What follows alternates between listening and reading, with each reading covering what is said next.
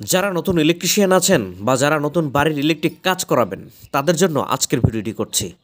যারা নতুন ইলেকট্রিশিয়ান আছেন তারা হয়তো জানেন না কোনো এক জায়গায় কারেন্টে কাজ করলে সেখান থেকে কত টাকা পারিশ্রমিক নিতে হয় বা কীভাবে নিতে হয়, অথবা কোনটাকে পয়েন্ট বলে, কত টাকা পয়েন্ট ধরে কাজ করতে হয়। ছাদে পাইপ ফেললে সেই পাইপ ফেলানো টাকা কীভাবে হিসাব করে নিতে হয়। ছাদে পাইপ ফেলানো টাকা আর নিচের কনসিল ওয়্যারিংয়ের টাকা একত্রে নেবেন নাকি আলাদা আলাদা করে নেবেন, এবং মালিক পক্ষকে ইমপ্রেস করে নিজের দক্ষতার বিষয়টি তাকে জানিয়ে সেই কাজটি কিভাবে নিজের করে নেবেন। এরকম অজস্র প্রশ্ন সম্পর্কে আরও অনেক বিষয় থাকছে আজকের ভিডিওতে। কোনো বিল্ডিংয়ে কাজ করতে গেলে প্রথমেই জানতে হবে পয়েন্ট আসলে কোনটাকে বলে। সেটা বোঝার জন্য উদাহরণস্বরূপ ধরুন, আপনি গ্রাইন্ডিং মেশিন দিয়ে একটা ইটের ব্লক কাটলেন, সেখানে স্টিলের গ্যাংবোর্ড বসালেন, পাইপ ওয়ালে সেট করার জন্য ওয়াল কেটে পাইপ লাগালেন, এরপর প্লাস্টার হয়ে গেলে সেখানে পাইপের মধ্যে জিআই তার ঢুকিয়ে তার টানলেন, সুইচ বোর্ড লাগালেন, হোল্ডার লাগালেন, সুইচ অন করে বাতি জ্বালিয়ে দিলেন, ব্যাস হয়ে গেল এক পয়েন্ট। আর এরকম করেই এক এক পয়েন্টের মূলত সৃষ্টি হয়। আশা করি পয়েন্টের ব্যাপারটা সবাই ক্লিয়ার হয়ে গেছেন। এখন প্রশ্ন, পয়েন্ট কোনগুলো, চিনব কী করে? এগুলো চিনতে হলে প্রথমে আপনাকে খেয়াল করতে হবে যে আপনার বাসাবাড়িতে বা আপনি যেখানে কাজ করবেন সেখানে কোথায় কোথায় বাতি, fan, socket, multi socket, calling bell, ফ্রিজের লাইন, এসি, গ্রিজার, টিভির সকেট, ডিশ লাইন বা internet line, motor switch, solar, IPS, circuit breaker, সিঁড়ির পাইপের জয়েন্ট বক্স, এমডিবি, এরকম আরও অনেক কিছু থাকতে পারে। তো এগুলোই হচ্ছে মূলত পয়েন্ট, এগুলোকেই পয়েন্ট বলা হয়। এখন প্রশ্ন, পয়েন্ট কত টাকা করে নেব? আসলে এটাকে খুবই একটা কনফিউশনমূলক প্রশ্ন। যারা অভিজ্ঞ বা পুরাতন ইলেকট্রিশিয়ান তারা 250 টাকা থেকে শুরু করে 300 টাকা বা তারও অধিক নিয়ে থাকে। তবে কখনো কখনো এই রেট আলোচনা সাপেক্ষে তারা কম বেশি নিয়ে থাকে। নতুন যারা ইলেকট্রিশিয়ান আছেন তারা 220 টাকা থেকে শুরু করে 250 টাকা পর্যন্ত তারা নিতে পারেন। তবে আপনার কাজের কন্ডিশন কেমন সেটা নিজের বিবেচনা করে রেট ধরতে হবে। একজন অভিজ্ঞ মিস্ত্রির সাথে আপনার কাজের তুলনা করলে আপনার কাজ কিছুটা নিম্নমানের হতে পারে। তবে আপনি নিজের কাজের উপর যদি আন্তরিক হন, তবে যদি ভালো কাজ উপহার দেন, রেটের বিষয়ে 250 টাকা থেকে 270 টাকা পর্যন্ত তাহলে আপনি নিতে পারেন।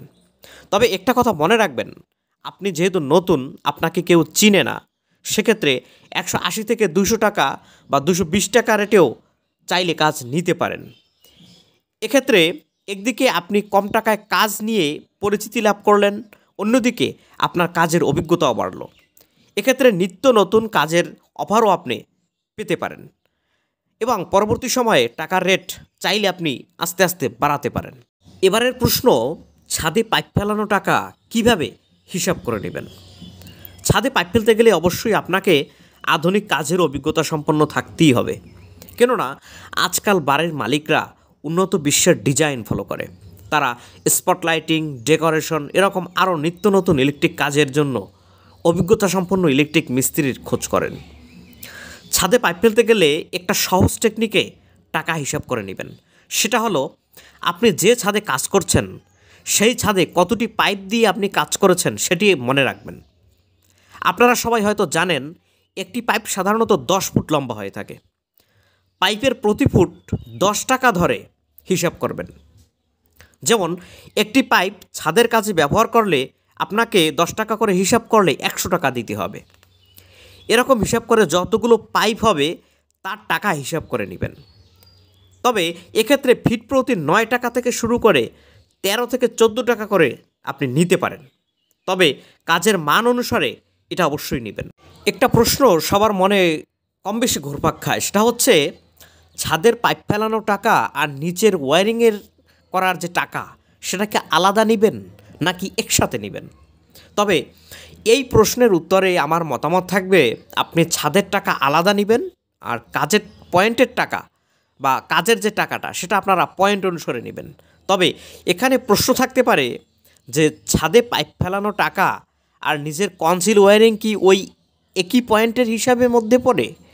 এক্ষেত্রে আমার উত্তর থাকবে না, এটা একদমই আলাদা। এখন আরেকটা প্রশ্ন হচ্ছে, মালিক পক্ষের থেকে কিভাবে নতুন নতুন কাজ আপনি নেবেন?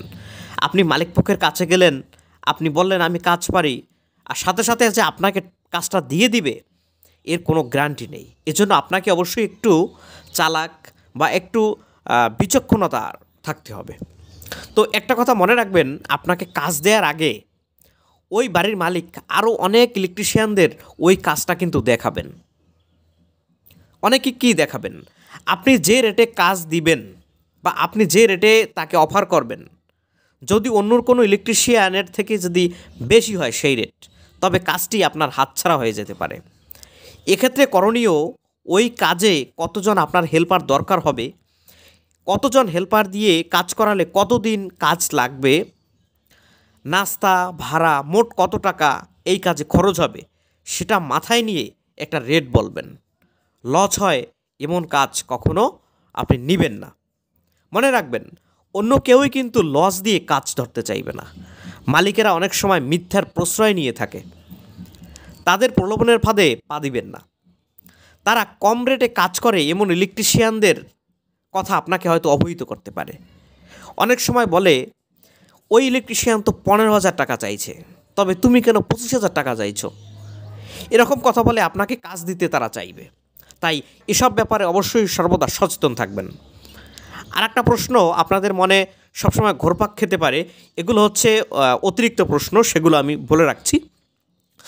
সার্কিট ব্রেকার যে কয়টা এসডিবিতে লাগাবেন সে কয়টা পয়েন্ট ধরে রাখবেন।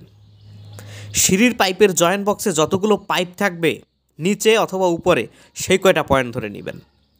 সোলার আইপিএসের জন্য আলাদা আলাদা টাকা নেবেন। সম্পূর্ণ বিল্ডিংয়ে যদি সোলার টানেন বা বাতি ফ্যান লাইটের যে পয়েন্টগুলো করেন, সেই পয়েন্টগুলো 150 থেকে 180 টাকা পর্যন্ত আপনি পয়েন্ট নিতে পারেন।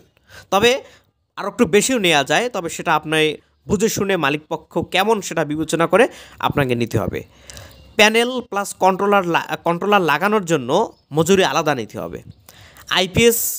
আইপিএসের জন্য যদি আপনি সব বোর্ডে আইপিএস কানেকশন করে দেন, সব বোর্ডে বোর্ডে যদি কানেকশন হয় আইপিএসের, তবে সেক্ষেত্রে আপনি 3,000 থেকে 3500 টাকা, আর যদি শুধু আপনি তার দিয়ে ওয়্যারিংটা করে দেন বোর্ড কানেকশন ছাড়া, তবে আপনি 2,000-2,500 টাকা আপনি নিতে পারেন। এখন কথা হচ্ছে, সিলিং ফ্যান লাগাতে কত টাকা মজুরি নেবেন? অনেকে এগুলো ধরুন আপনার সব কাজ হয়ে গেছে, ওয়্যারিং একদম কমপ্লিট, কিন্তু মালিক বলছে যেহেতু ফ্যান টিউব এগুলো লাগাতে হবে, আপনি সেগুলো লাগাবেন। এগুলো লাগানো কত টাকা মজুরি নেবেন? তো সেজন্য বলি আমি, যদি ফ্যান লাগান সিলিং ফ্যান, একটা সিলিং ফ্যান লাগাতে গেলে ন্যূনতম 150 থেকে 200 টাকা আপনাকে মজুরি দিতে হবে। আবার অনেক সময় দেখা যায় অনেকে আসলে এই কাজ করার পরে এই কাজগুলো ফ্রি করে দেয়। এখন সেটা আপনার অভিরুচি, আপনি কি ফ্রি করবেন নাকি টাকার বিনিময় করবেন। একটা কথা হচ্ছে টিউবলাইট লাগাবেন। অনেক সময় অনেক আছে টিউবলাইট লাগাতে হয়। এখন 2-1টা লাইট হলে সেটা হয়তো ফ্রিও করা যেতে পারে, কিন্তু 5-7টা 10টা টিউবলাইট হলে সেখানে কি আপনি ফ্রি করবেন? এটাও একমাত্র আপনার অভিরুচি। এখন কথা হচ্ছে, টিউবলাইট লাগাতে গেলে আপনি 100 টাকা করে নেবেন। এসির পয়েন্ট যদি সার্কিট ব্রেকার থেকে লাইন নিয়ে যদি দিয়ে দেন আপনি আলাদা একদম পয়েন্ট, তখন সেখানে 500 থেকে 700 অথবা এরও বেশি আপনি নিতে পারেন। গিজার 300 থেকে 350 টাকা পয়েন্ট নেবেন।